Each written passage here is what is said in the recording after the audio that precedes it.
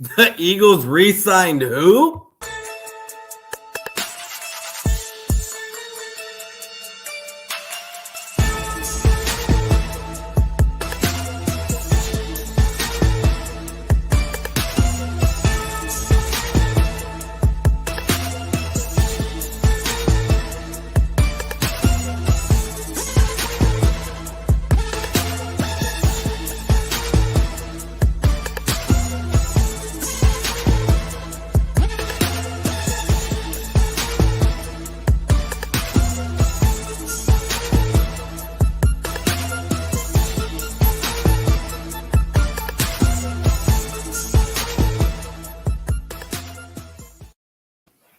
What is going on, everybody? Cheers.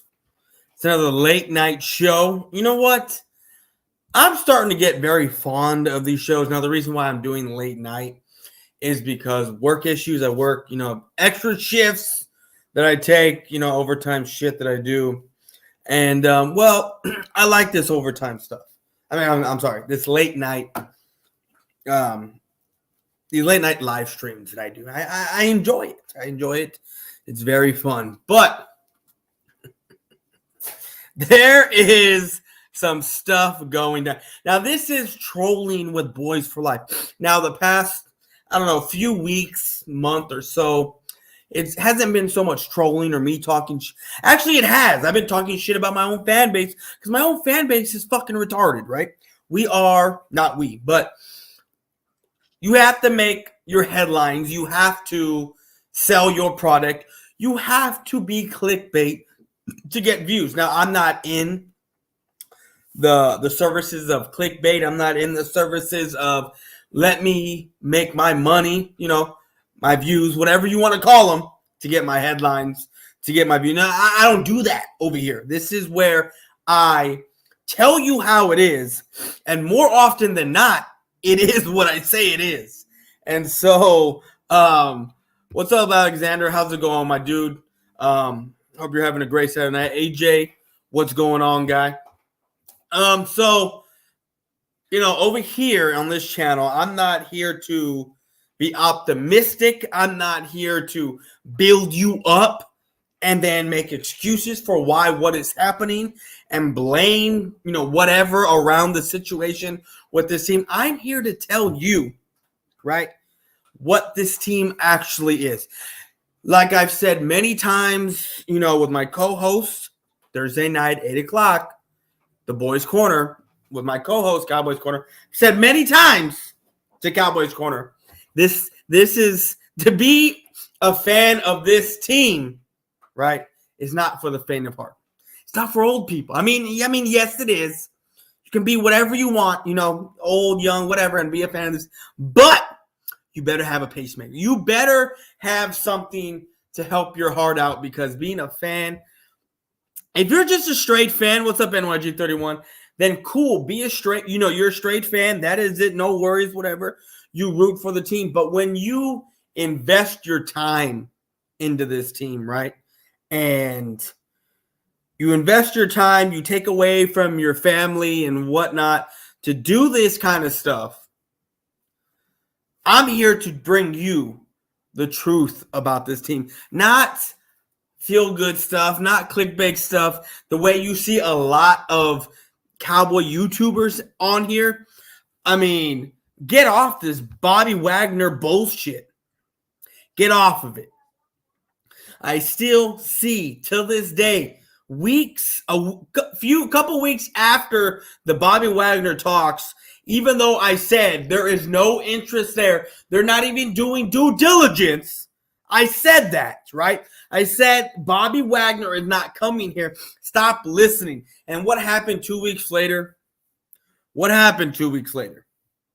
There is no interest between the Cowboys and Bobby Wagner. None whatsoever. The media was hyping up certain Cowboy fans, a bunch of Cowboy fans, majority of the Cowboy fans, putting it in their heads that Bobby Wagner's coming here. Put it in their heads. But I'm being told I'm too negative. I'm being told I don't know what I'm talking about. And yet, what happened 2 weeks after I said? After I said the Cowboys were not bringing Bobby Wagner, what happened? What happened? Can someone tell me what happened? Oh, that's right. I said 2 weeks prior to there being no big talks, no interest, no nothing, I said, forget it. Bobby Wagner's not going to be here. He's not. Don't get your hopes up. Don't even think about it. You know, I didn't know where he was going. I could care less. But yet, people were still talking about Bobby Wagner coming here. And guess what happened? Not here. Not coming. It's not happening. I don't know if he's. I think now he's talking to the Ravens. I'm not sure. I don't know. But before we continue, everyone that's here, please, the 3 people that are in here, give me, a like, a subscribe, and the other ones. But shout out to the BGN Sports Media Network channel. Shout out to Bird Gang 31, because without any of this, none of this is possible. Without him being, I mean, I could do this without him, right? But he has had faith. He has faith in me to let me run my own show, right? Let me do my own thing. So that is what I am doing here. And I appreciate him for allowing me to do that. But we got to go in on the Eagles today. Now, I'm not done talking about what's going on with the Cowboys, but I heard, I didn't hear it with my own ears. I had someone message me and tell me that a fan, right, of the Eagles said that the Eagles were winning free agency. That's what I heard, right? That's what I heard. To think that the Eagles are anywhere close. Now, I don't know what context he was using, because again, I did not hear it. But now, could you talking about the NFC only that they're winning the battle of free agency? Maybe, right? Maybe you can say they're only because Washington. I mean, aside from Carson Wentz, we all know that has no movement on how good they're going to be, right? Even though Colin Cowherd is off his fucking rocker, right?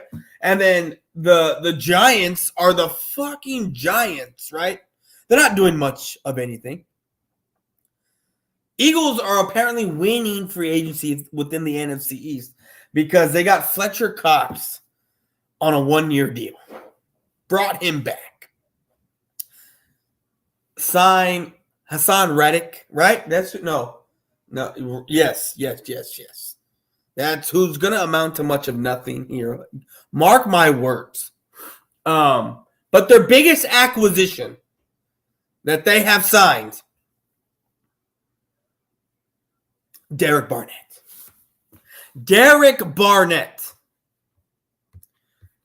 I know, but when I wasn't coming to Dallas, I knew that wasn't going to happen. Yeah, of course.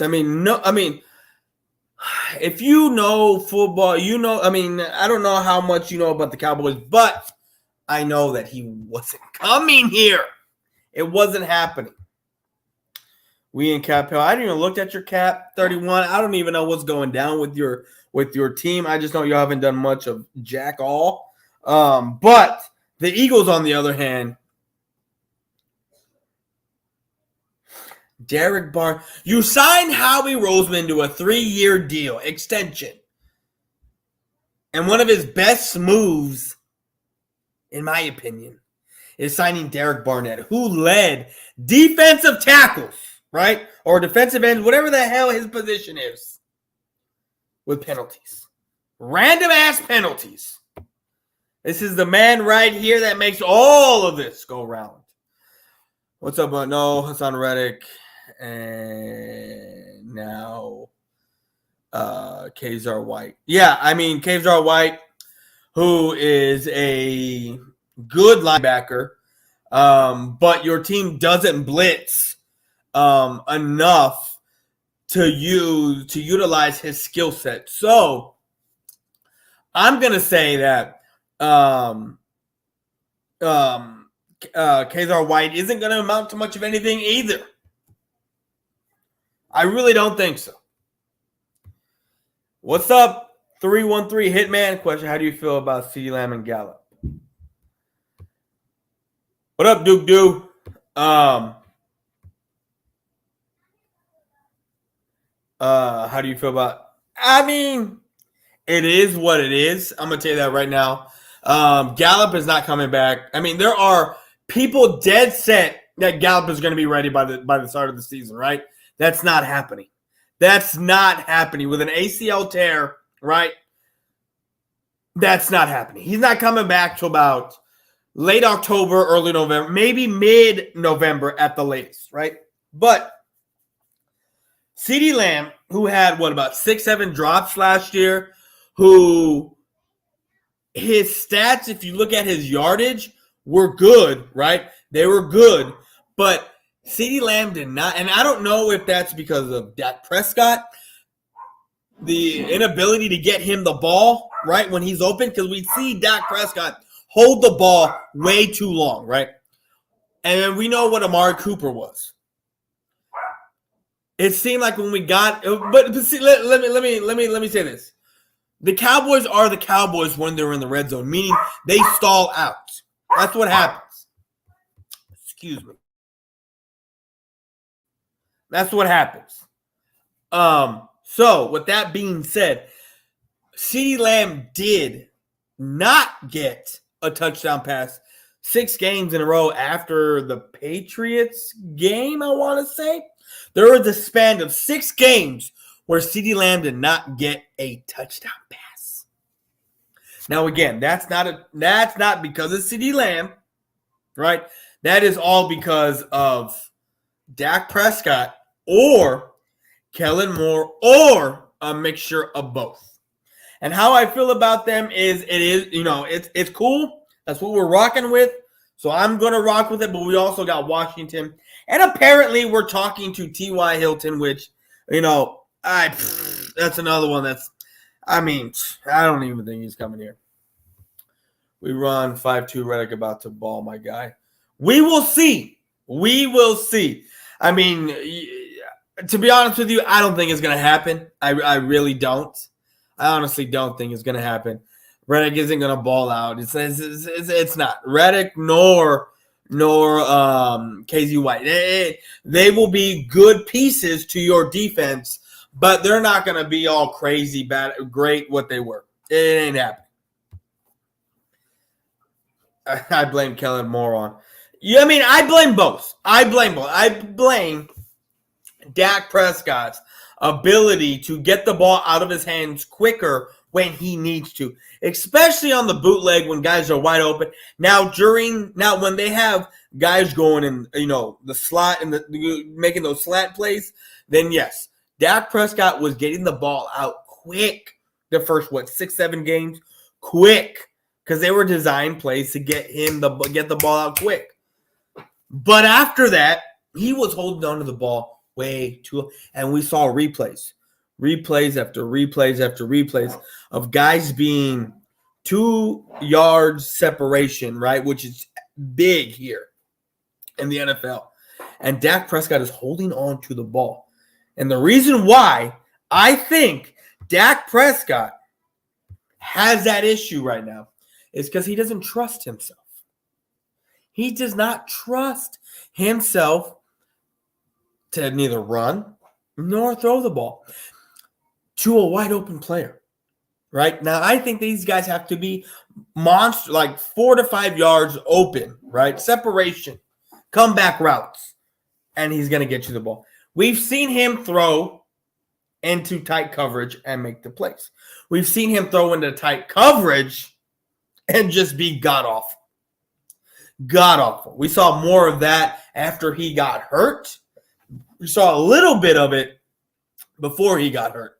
So, I really think it's a mixture of both, Duke Bothers. So, we'll see.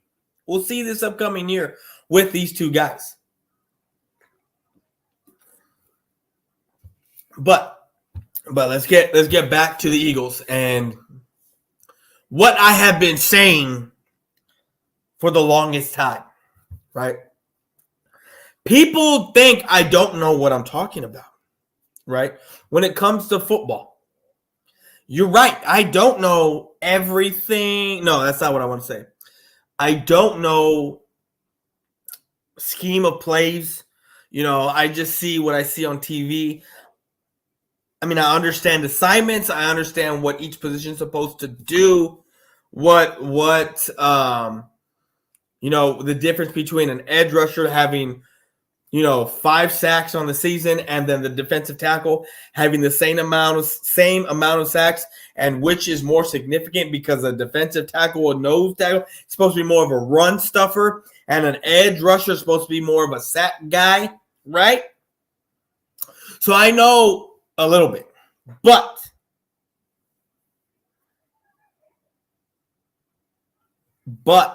when it comes to what I know and what I see, and me being the ability to read people and knowing what's going on with with teams, period, if I know the teams well enough, I've been saying for a couple years, or for actually a year, because that's all long as he's been a starter, that Jalen Hurts is not the guy. He's not. And now it's funny to see is, I get it. Eagle fans were starting to see that a little bit last year, but it isn't until this year, this offseason, that a lot of Eagle fans are starting to see that. They're starting to see it. Okay. The way that the Eagles are surrounding this guy, Jalen Hurts, with no talent, is not what they did for Carson Wentz a few years ago, when he was the rookie and it's going into his second, third season. The talent they tried to surround him with. They're not doing that with Jalen Hurts, right? I mean, the year that they won the Super Bowl, they brought in Alshon Jeffrey, Torrey Smith, which was a burner still in his right. And then you had your possession guy in Alshon Jeffrey. Big body dude, right? And then I forget who other the three was. But then you also had the running game and the offensive line, right? And they always invest in their defense, their defensive line. And now you have Jalen Hurts. You sign a dude from Indiana, right? What was he, a second, third option? They bring him in, right? Is that really a guy you're supposed to bring in to help elevate your struggling quarterback? I don't think so. Love my Cowboys, but Dak is not the guy. I know he's not, Devon. I know the dude 35. I know he's not. And I've said it a bunch of times. But everyone thinks I'm a hater. I'm even called racist because I don't like Dak Prescott as the Cowboys quarterback. Simply for the fact because I don't think he's good enough. I don't think he's the guy. He's a good bridge guy, which me and, again, Thursday night, 8 o'clock, the boys' corner. My co-host and I have talked about Cowboys Corner, and I have talked about this last show. Go watch it. It's up on the network channel and my own channel, where the Cowboys do enough, right? The Cowboys do enough to keep the fans hook, line, and sinker. They do enough. They do. They make the fans believe that we are a player or two away, when that is furthest from the truth. He brought something to my attention that I hadn't even thought about, right? I mean, because we started talking about values of certain positions. For the longest time with my Tony Romo, I don't say blinders on, but I learned my lesson, right, with Tony Romo. which is why I'm not letting it. You know that term, shame on, you get me once, shame on me. You get me twice. I mean, you get me once, shame on you. You get me twice, shame on me, right? I'm using that with these two quarterbacks. The Tony Romo situation, I get it. Without him, we wouldn't be 8-8. We would be much worse. Now, and for me, Dak Prescott, he's the reason why we are what we are. Especially with the talent around Dak Prescott. And I'm sick of people telling me that that Tony Romo, what's up, Coach Dante? That Tony Romo had the same amount of talent as Dak Prescott. People want to sit there and tell me Marion Barber that Dak Prescott, I mean that Tony Romo had a Marion Barber. Marion Barber wasn't even close to being elite or even a good run. He was a decent running back who can lay the fuck out of you, knock you the fuck out. He is not comparable to Zeke. Now, depending on which team you want to look at for Romo, the early career with T.O. and early Jason Witten, right? Those are literally the only two offensive weapons. And you had a very good offensive line. Now, Dak Prescott had a very, very good offensive line. 2 years removed from Tony Romo's great offensive line, right? But nonetheless, Tony Romo never had what Dak Prescott had, right?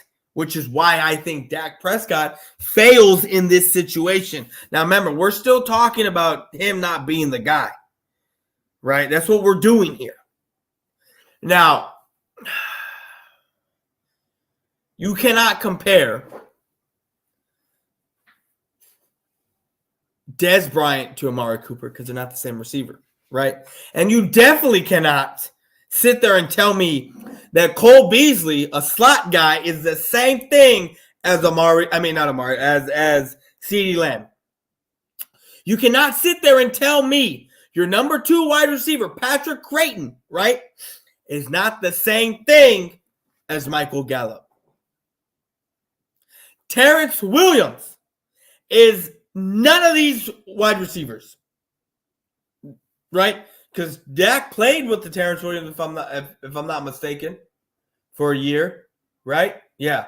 But Tony Romo had Terrence Williams. Dak Prescott has Amari Cooper, CeeDee Lamb, Michael Gallup, had Cedric Wilson, right? And people are going to sit there and tell me that Tony Romo had the same talent as Dak Prescott? I don't think so. And I hate to even bring any of this up, but it is what it is, people. Look, I get it. I don't get a lot of views. I don't get a lot of nothing. Why? Because I always seem to be negative, right?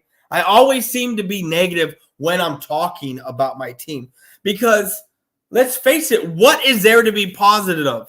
Positive. What is there to be positive, right? Yeah. What?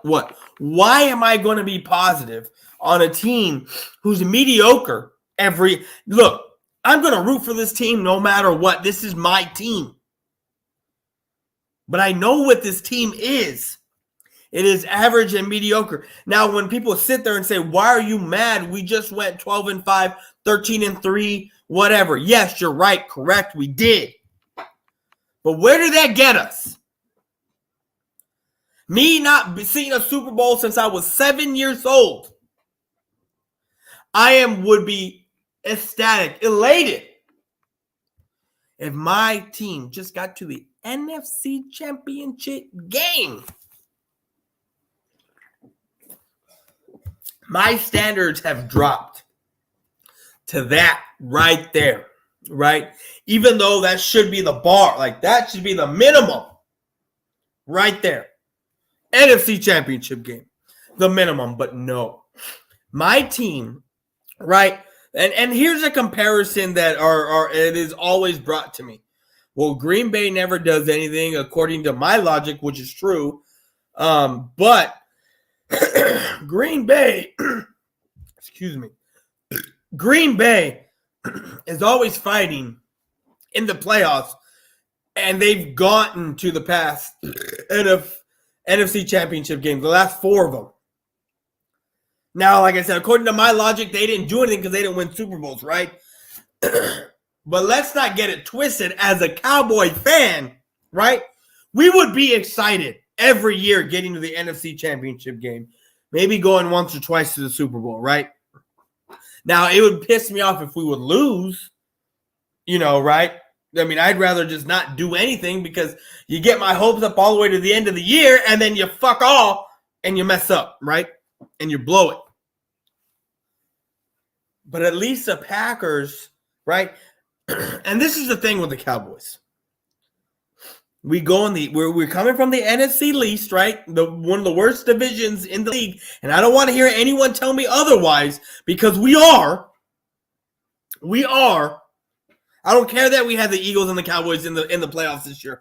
I don't care. Other teams were beating up on each other so badly that, one of those 2 teams only made it to the playoffs, right? They had brutal. The Eagles and the Cowboys had such easy schedules this year, especially the Cowboys playing their own division, right? 6 games. That's a sweep. They swept. I said it. First team to 9 makes it to the fucking playoffs, right? Now, granted, the Eagles got there, right? If you make 9 wins, you're getting there. Of course, Cowboys went 12-5. I forget what the Eagles went. I know they didn't go 8-. Did they go 8-9? I don't know. 9-9. I don't know. But either way, we still are a shitty division. And I wouldn't put it past this team, right? And here's the deal, guys. The past month, right? This past month, people are flying off the hinges of how bad our offseason is going. 9-8. Thank you. I said it. 9-8.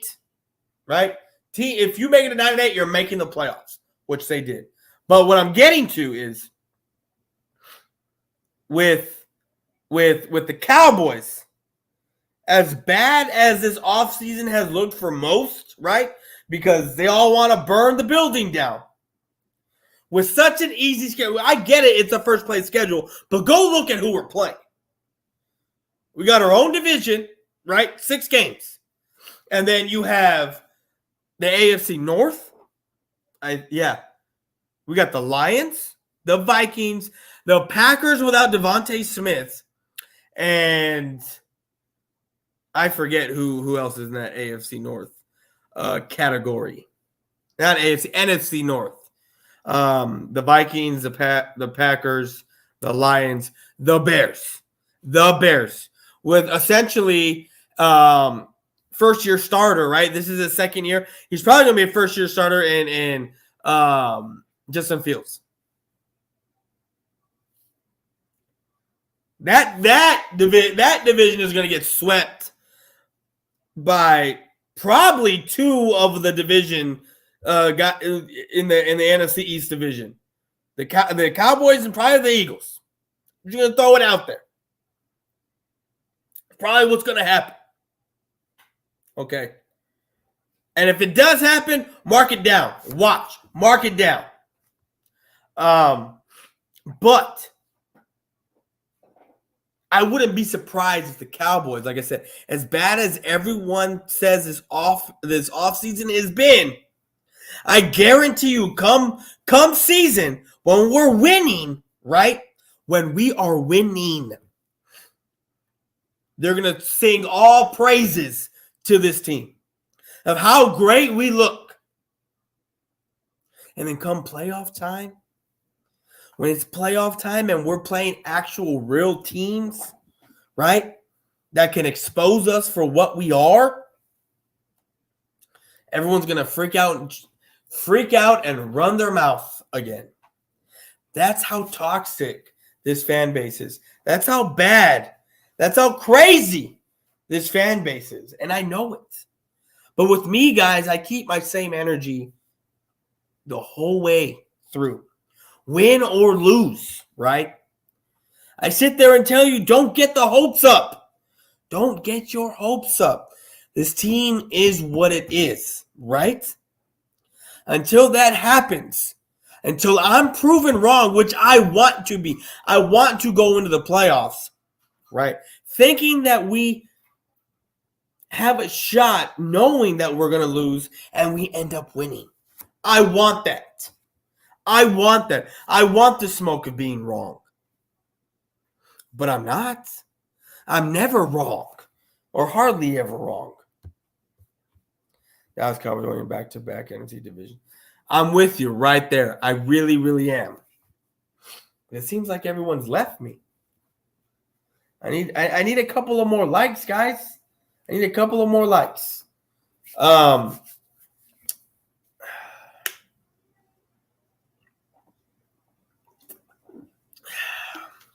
You know, this team,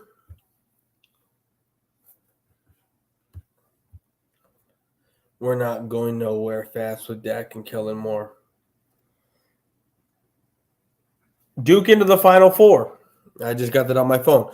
No, I 100%. Okay, look. The Dude 35, Devin. You need to tune in to my show on Thursday nights with Cowboys Corner, my co-host. Right? We have our show that we talk about. We talk about this stuff. We're not. Look. You got to understand something. I don't know how old you are, but the last time the Cowboys did anything, right? We had a number 1 overall draft pick.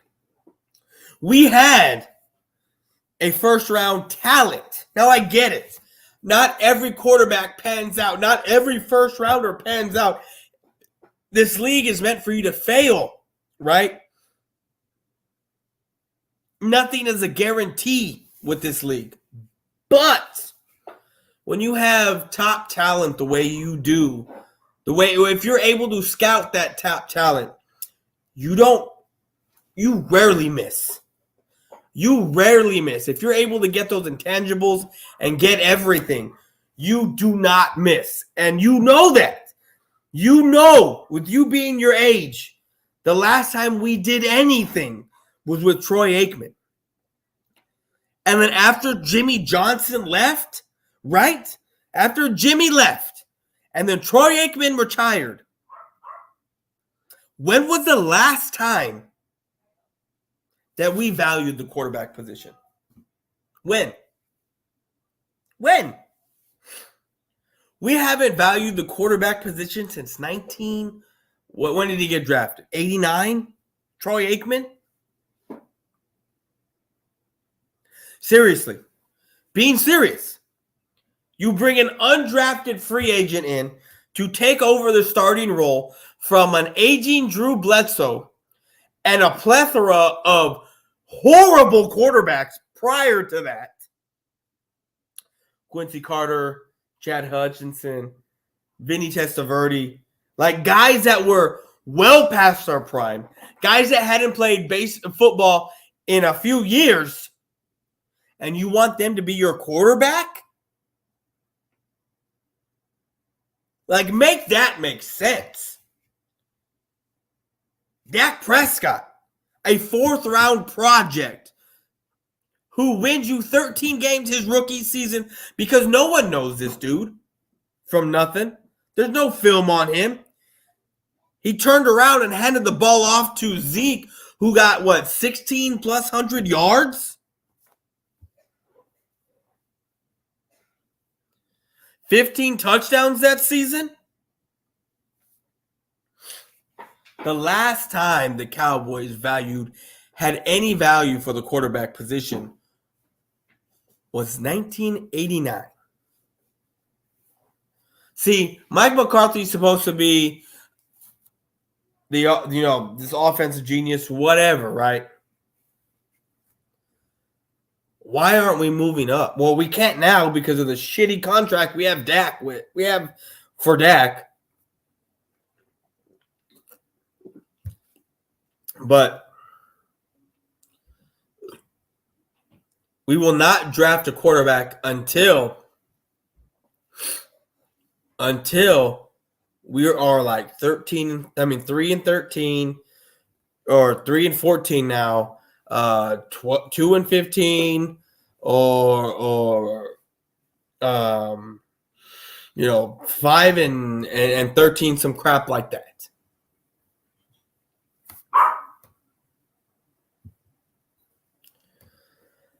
Man, people just leaving me. But, it is what it is. It's no big deal. I got a few minutes left to talk, and I know my show is late. Normally don't have my show this late, but, it's whatever, guys. I'm not worried about it.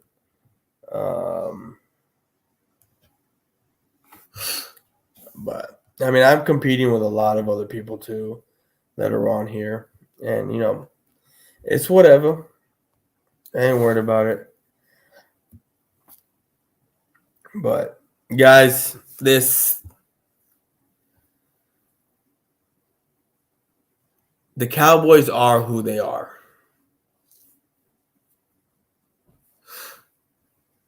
We're going nowhere fast. Now, my thing is that you have to draft well this year. If you want things to get back to what they were, you are taking a guard first round. You are.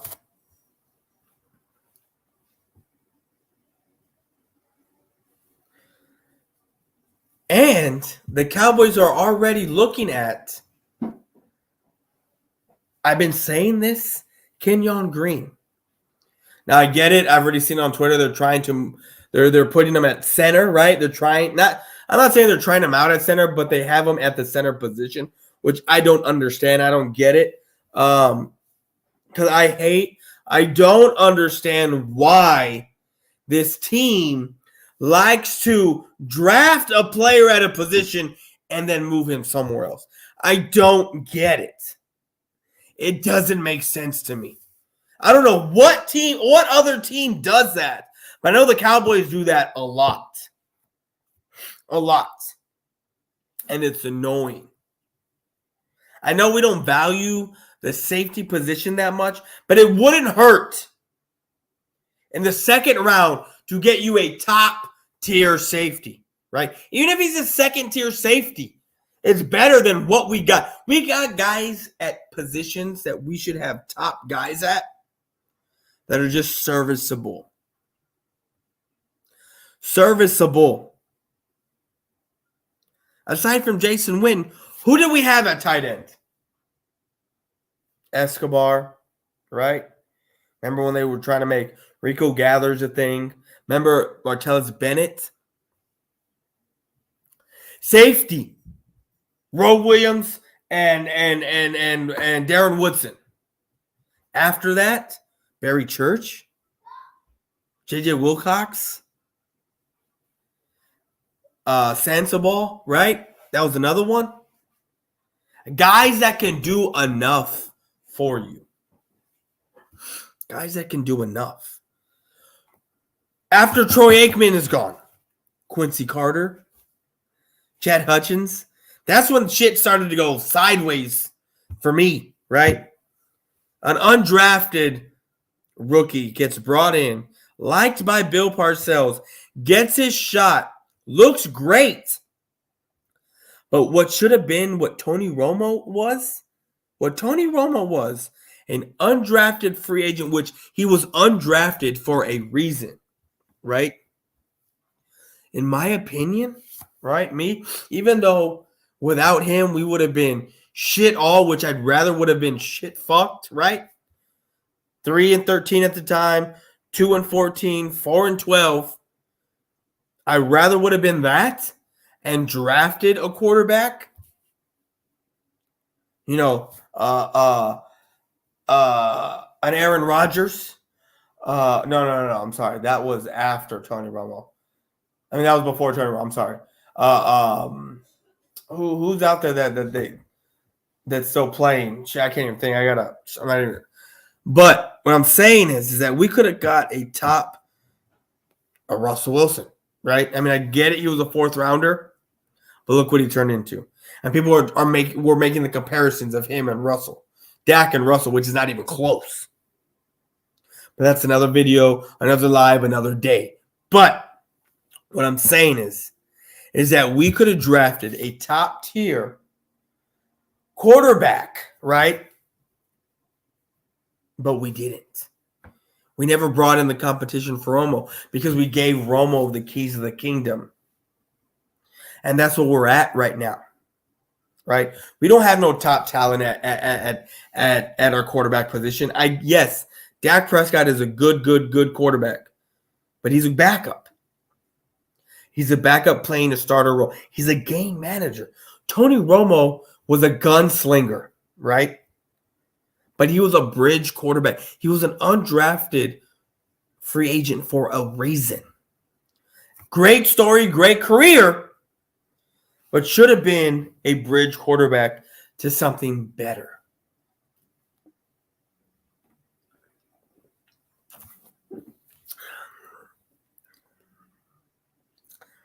I want to look something up real quick.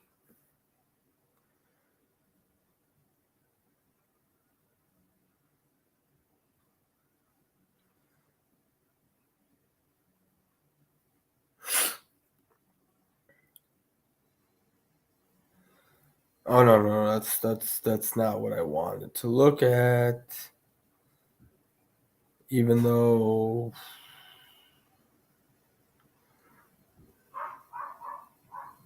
let me see here. Because I'm trying to figure out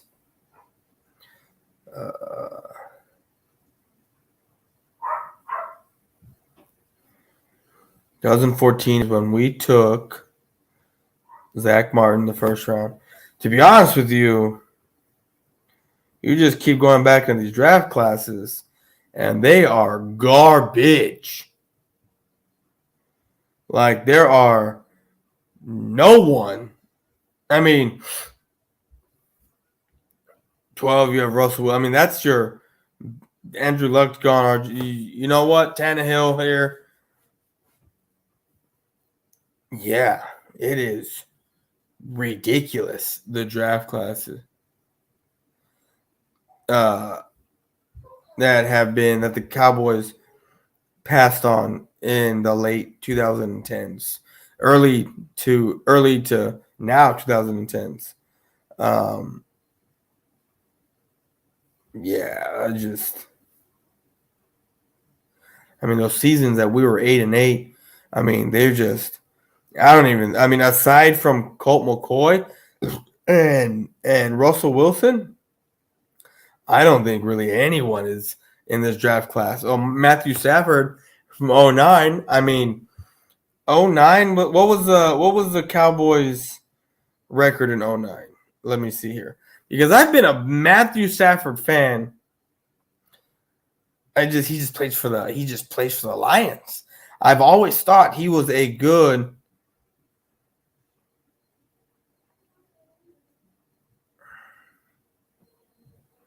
they were 11-5 in 2009, which they weren't going to be able to draft anything. Okay, so let's go.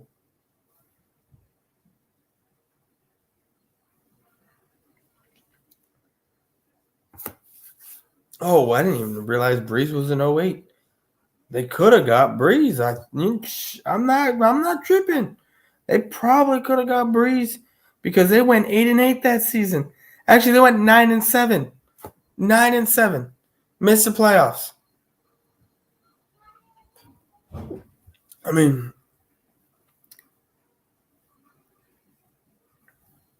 it is crazy to me.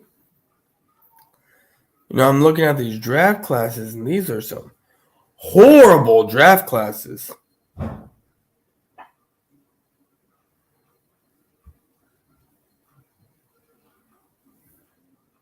But guys, it's about that time for me. Aaron Rodgers. No, Aaron Rodgers could have been taken by the Cowboys in 06, but I think they drafted. It went 9-7. I think he fell.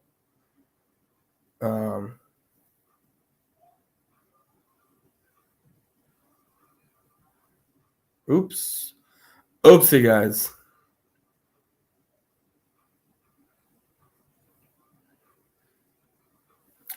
Oh, that's right. They drafted Bobby Carpenter in 2006 with Aaron Rodgers on the board. I mean, do you see that? Do you see that? That is crazy. Imagine drafting at 18.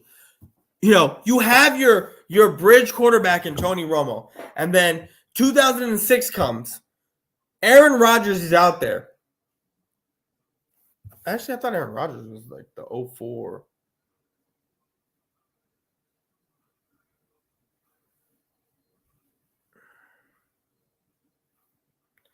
Let me see.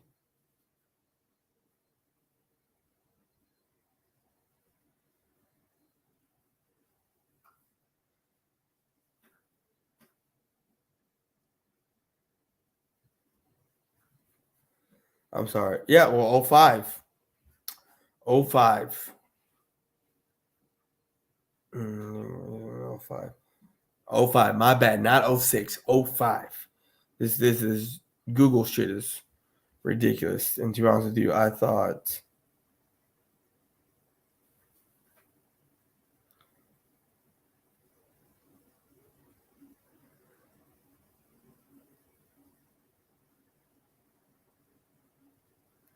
Yeah, 05 was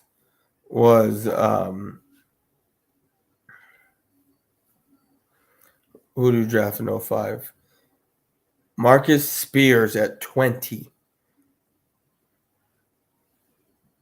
Because Aaron Rodgers still won at 24. I thought we had Marcus Spears and DeMarcus Ware in the same draft class. Somehow we ended up with like 2 draft picks in 05. But anyway.